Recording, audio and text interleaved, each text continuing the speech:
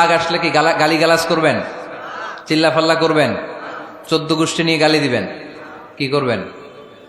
চুপ থাকবো। কি থাকবেন? মনে থাকবে নাকি ওয়াজের ময়দানেই শেষ, বাড়িতে যাইয়া হোতায় লেবেন? চুপ থাকতে রাজি আছেন তো?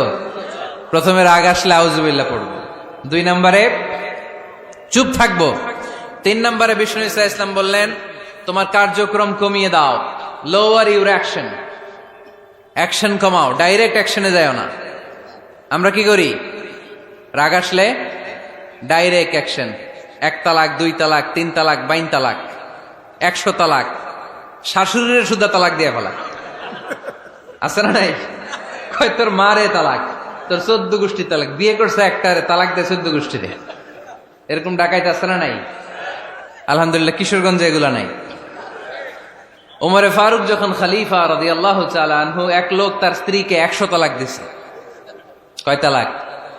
স্ত্রী এসে ওমরে ফারুককে বললেন, ইয়া আমিরুল মুমিনিন, বিচার করেন। কি বিচার? আমার স্বামী তো আমার 100 তালাক দিছে। কয় তালাক? ওমরে ফারুক বললেন, তোমার স্বামীকে ডেকে আনো। ডেকে আনা হলো। বলল, ঘটনা কি? তালাক দিবা 3টা, 100টা দিলা কেন? কয় রাগ হয়েছিল অনেক, মেজাজ গরম হয়ে গেছিল। ওমরে ফারুক বললেন, চাই। আর তালাক মিন শিআরিল্লাহ, তালাক হচ্ছে আল্লাহর শিআর, এটা কোরআনের আইন, এটা নিয়ে ফাইজলামি করলি কেন? এদিকে আয়, বিচার করি। জামাই বউরে বসায় তিনি বিচার করে দিলেন, 3 তালাকে তোর বউ তালাক, বাকি 97 তালাক তোর পিঠের উপর পড়বে। কই পড়বে?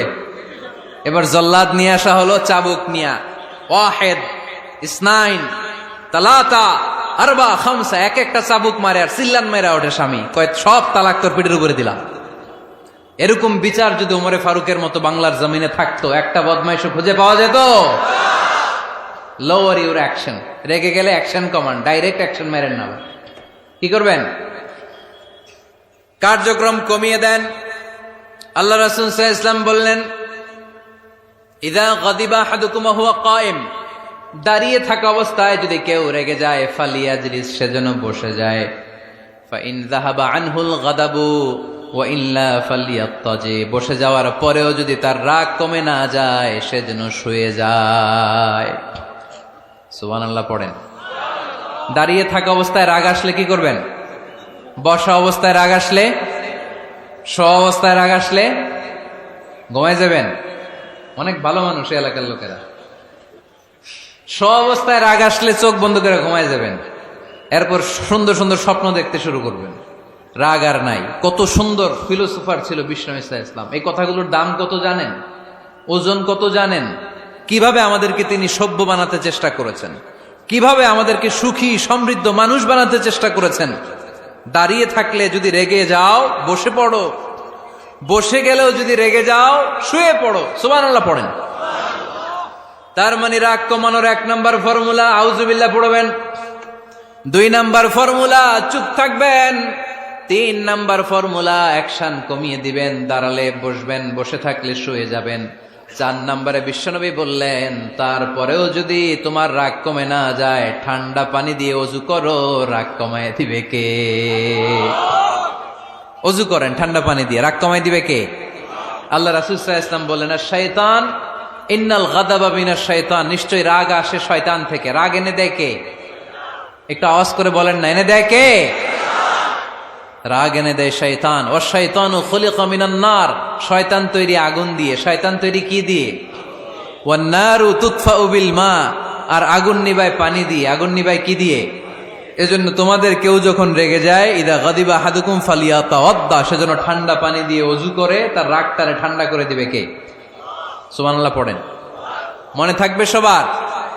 1 নাম্বার, রাগ আসলে 1 নম্বরে কি করবেন? আউযুবিল্লাহ পড়বেন। 2 নাম্বার, চুপ থাকবেন। 3 নাম্বার, বসে যাবেন, শুয়ে যাবেন। 4 নাম্বার, ওযু করবেন। রাজি আছেন? মাথায় ঠান্ডা পানি দিবেন, চেহারায় ঠান্ডা পানির ঝাপটা দিবেন, দেখবেন আপনার রাগকে ঠান্ডা করে দিছে কে? এজন্য আল্লাহ বললেন, আমার মুত্তাকিদের বৈশিষ্ট্য হলো আল্লাযীনা ইউনফিকুনা ফিস সাররাই ওয়াদ দাররাই ওয়াল কাযিমিনাল গায়যা ওয়াল আফিনা আনিন নাস। মুত্তাকিন বান্দারা সুখে দুঃখে দান করে, রাগ ক্রোধ আসলে এটাকে তারা হজম করে, মুত্তাকিনদের 3 নাম্বার বৈশিষ্ট্য হলো তাদের সাথে কেউ অন্যায় করলে তারা ক্ষমা করে। সুবহানাল্লাহ পড়েন। কি করবেন? ক্ষমা করে দিবেন। মুত্তাকিদের 3 নাম্বার বৈশিষ্ট্য কি? নাকি অন্তরের মধ্যে দুঃখ কষ্ট রেখে দিবেন?